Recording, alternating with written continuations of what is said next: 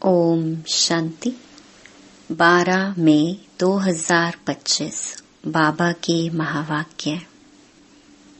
मीठे बच्चे, धंधा आदि करते भी सदा अपनी गॉडली स्टूडेंट लाइफ और स्टडी याद रखो। स्वयं भगवान हमको पढ़ाते हैं, इस नशे में रहो। प्रश्न: जिन बच्चों को ज्ञान अमृत हजम करना आता है, उनकी निशानी क्या होगी? उत्तर: उन्हें सदा रूहानी नशा चढ़ा रहेगा और उस नशे के आधार पर सबका कल्याण करते रहेंगे। कल्याण करने के सिवाय दूसरी कोई बात करना भी उन्हें अच्छा नहीं लगेगा। कांटों को फूल बनाने की ही सेवा में बिजी रहेंगे। ओम शांति। अब तुम बच्चे यहाँ बैठे हो और यह भी जानते हो कि अभी हम पार्टधारी हैं।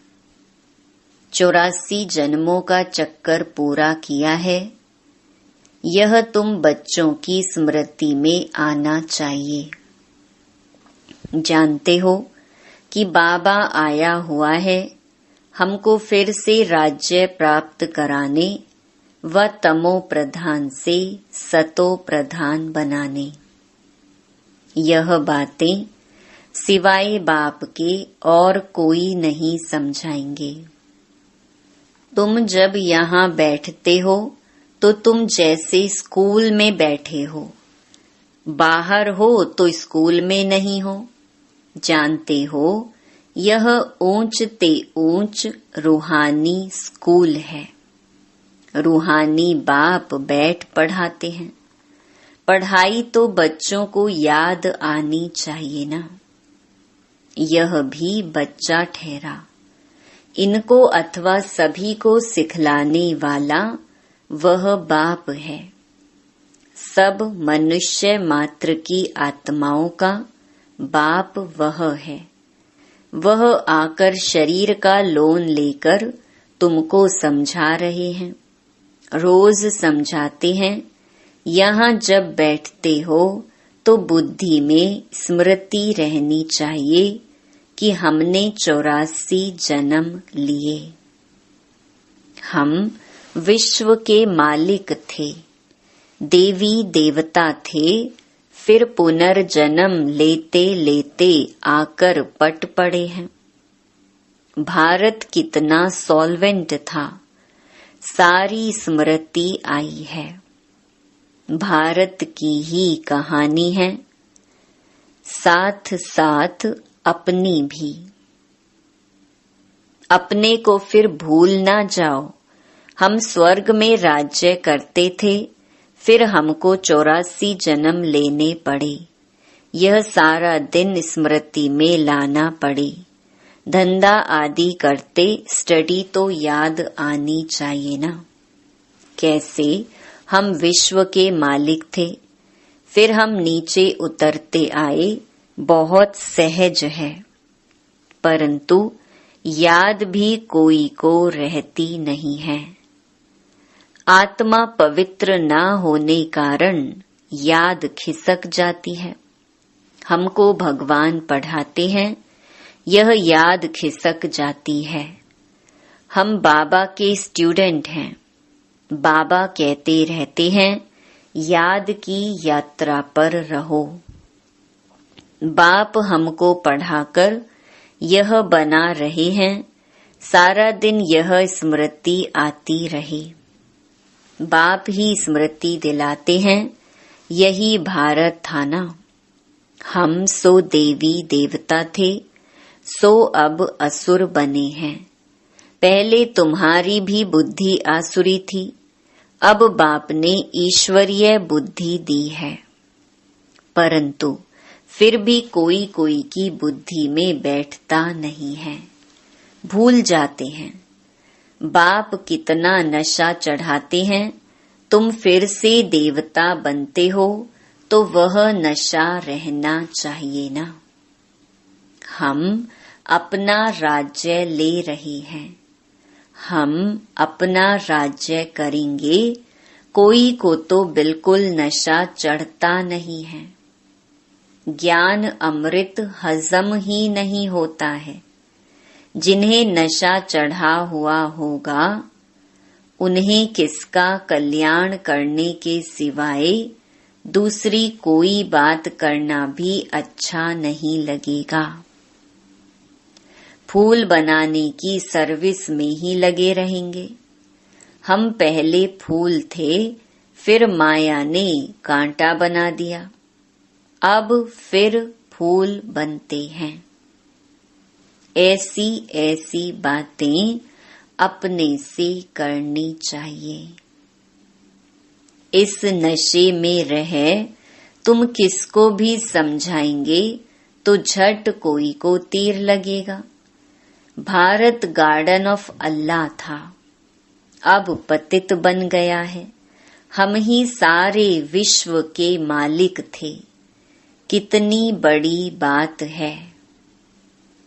अभी फिर हम क्या बन गए हैं, कितना गिर गए। हमारे गिरने और चढ़ने का यह नाटक है। यह कहानी बाप बैठ सुनाते हैं। वह है झूठी, यह है सच्ची। वह सत्य नारायण की कथा सुनाते हैं। समझते थोड़े ही हैं कि हम कैसे चढ़े फिर कैसे गिरे हैं। यह बाप ने सच्ची सत्य नारायण की कथा सुनाई है।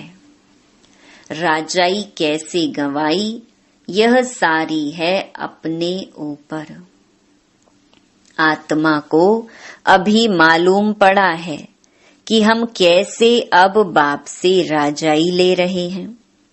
बाप यहाँ पूछते हैं तो कहते हैं हाँ नशा है, फिर बाहर जाने से कुछ भी नशा नहीं रहता।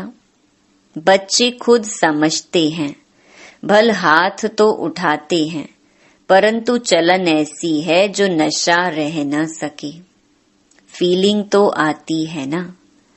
बाप बच्चों को स्मृति दिलाते हैं, बच्चे तुमको मैंने राजाई दी थी, फिर तुमने गंवा दी। तुम नीचे उतरते आए हो क्योंकि यह नाटक है चढ़ने और उतरने का। आज राजा है, कल उसको उतार देते हैं। अखबार में बहुत ऐसी ऐसी बातें पढ़ती हैं, जिसका रिस्पॉन्ड दिया जाए तो कुछ समझे। यह नाटक है, यह याद रहे तो भी सदैव खुशी रहे। बुद्धि में है ना, आज से 5000 वर्ष पहले शिव बाबा आया था, आकर राजयोग सिखाया था, लड़ाई लगी थी। अभी यह सब राइट बातें बाप सुनाते हैं। यह है पुरुषोत्तम युग। कलयुग के बाद यह पुरुषोत्तम युग आता है।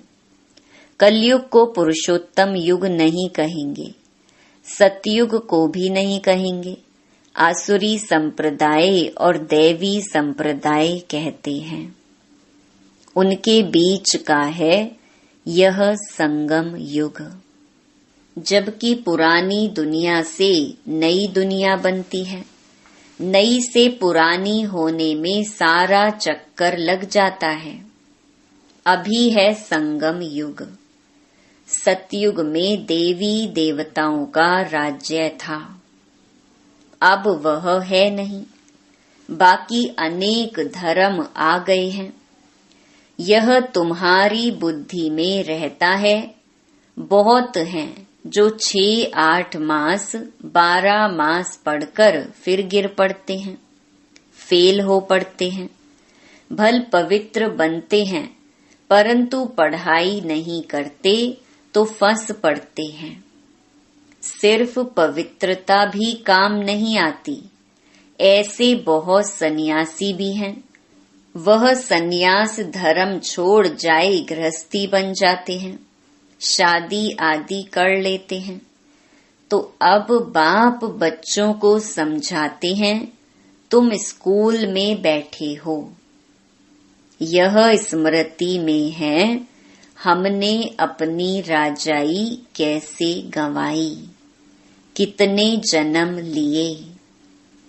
अब फिर बाप कहते हैं, विश्व के मालिक बनो, पावन जरूर बनना है। जितना जास्ती याद करेंगे उतना पवित्र होते जाएंगे, क्योंकि सोने में खाद पड़ती है।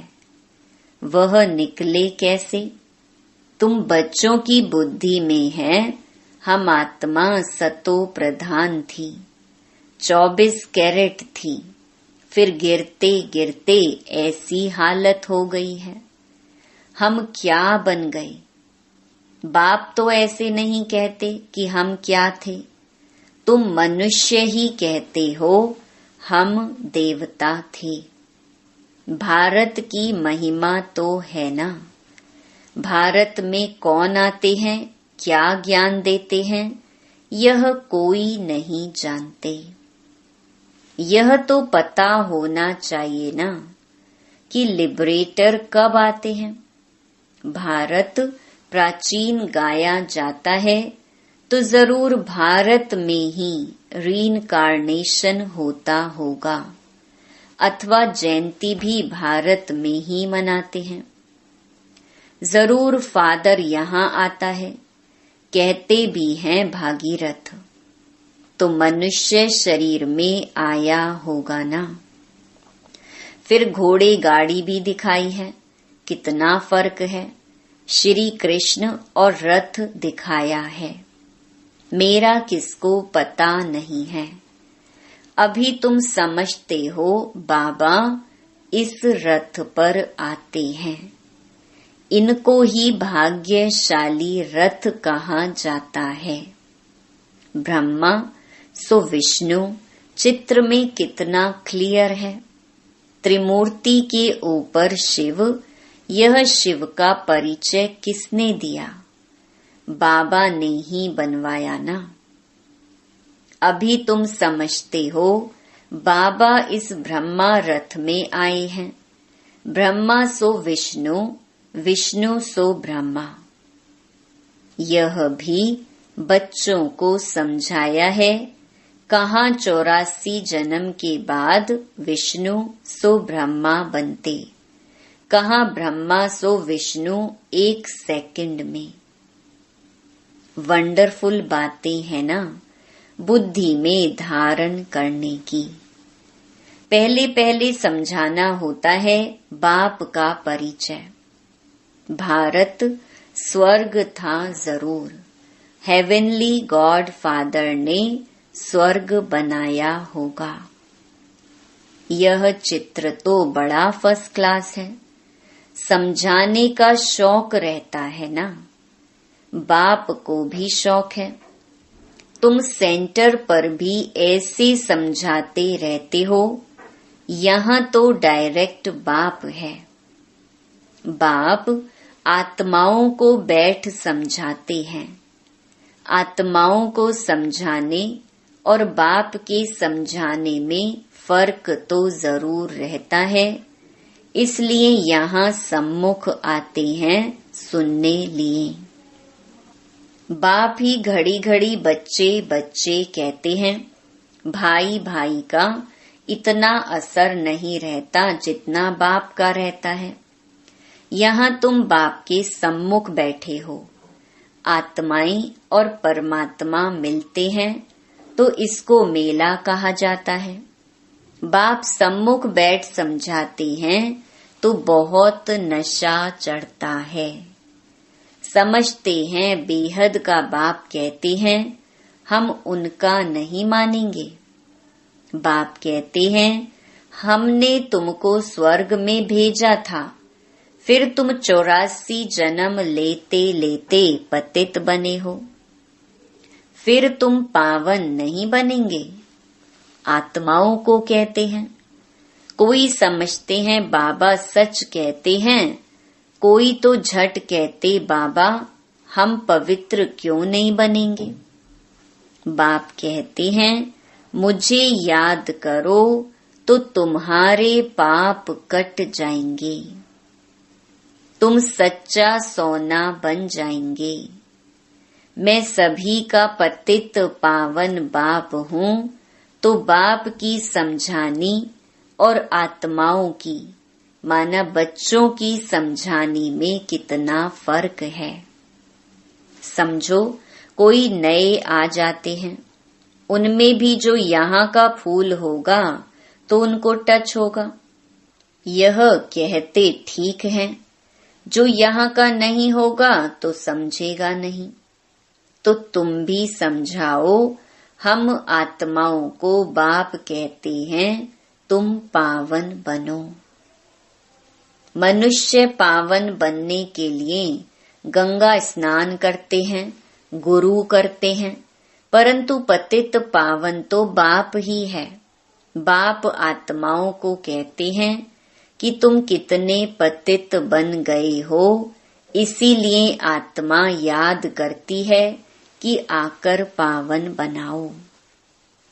बाप कहते हैं मैं कल्प कल्प आता हूँ, तुम बच्चों को कहता हूँ यह अंतिम जन्म पवित्र बनो। यह रावण राज्य खत्म होना है, मुख्य बात है ही पावन बनने की। स्वर्ग में विष होता नहीं। जब कोई आते हैं तो उनको यह समझाओ कि बाप कहते हैं अपने को आत्मा समझ, मुझ बाप को याद करो तो पावन बन जाएंगे, खाद निकल जाएगी। मन मनाभव अक्षर याद है ना। बाप निराकार है, हम आत्मा भी निराकार है। जैसे हम शरीर द्वारा सुनते हैं, बाप भी इस शरीर में आकर समझाते हैं। नहीं तो कैसे कहें कि माँ में कम याद करो, देह के सभी संबंध छोड़ो। जरूर यहाँ आते हैं, ब्रह्मा में प्रवेश करते हैं। प्रजापिता अब प्रैक्टिकल में है, इन द्वारा हमको बाप ऐसे कहते हैं। हम बेहद के बाप की ही मानते हैं।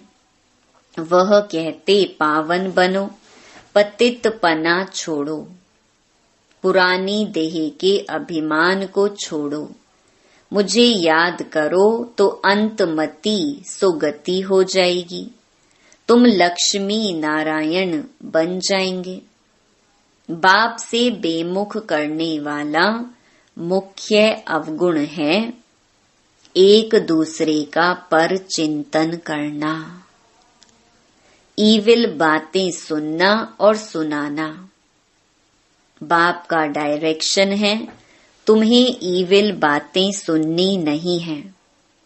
इनकी बात उनको, उनकी बात इनको सुनाना, यह धूतीपना तुम बच्चों में नहीं होना चाहिए।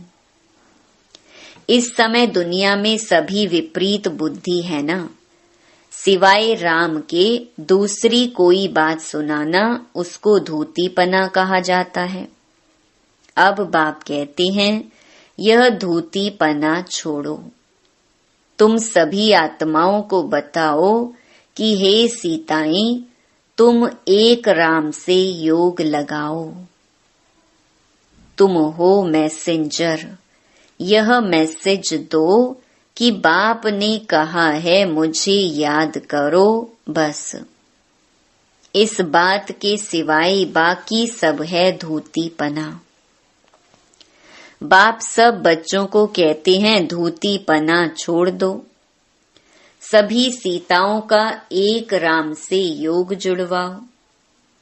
तुम्हारा धंधा ही यह है, बस यह पैगाम देते रहो। बाप आया हुआ है, कहते हैं तुमको गोल्डन एज में जाना है। अब इस आयरन एज को छोड़ना है। तुमको वनवास मिला हुआ है, जंगल में बैठे होना। वन जंगल को कहा जाता है। कन्या की जब शादी होती है तो वन में बैठती है, फिर महल में जाती है। तुम भी जंगल में बैठे हो, अब ससुर घर जाना है। इस पुरानी देह को छोड़ना है। एक बाप को याद करो, जिनकी विनाश काले प्रीत बुद्धि है, वह तो महल में जाएंगे, बाकी विपरीत का है वनवास। जंगल में वास है। बाप तुम बच्चों को भिन्न भिन्न रीति से समझाते हैं। जिस बाप से इतनी बेहद की बादशाही ली है, उनको भूल गए हो तो वनवास में चले गए हो। वनवास और गार्डन वास। बाप का नाम ही है बागवान।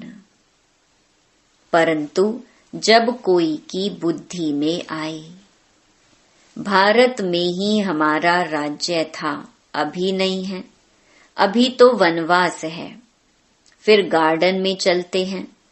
तुम यहाँ बैठे हो तो भी बुद्धि में है, हम बेहद के बाप से अपना राज्य ले रहे हैं। बाप कहते हैं मेरे साथ प्रीत रखो, फिर भी भूल जाते हैं।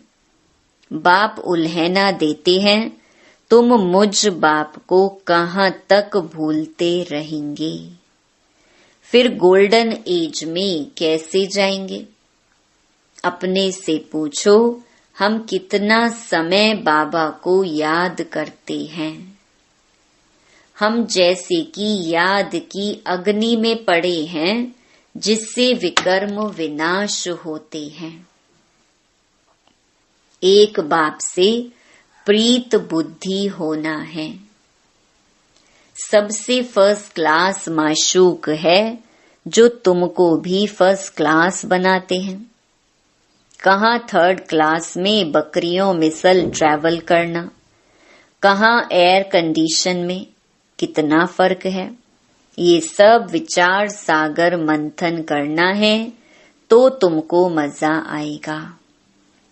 यह बाबा भी कहते हैं, मैं भी बाबा को याद करने लिए बहुत माथा मारता हूँ, सारा दिन ख्यालात चलती रहती हैं।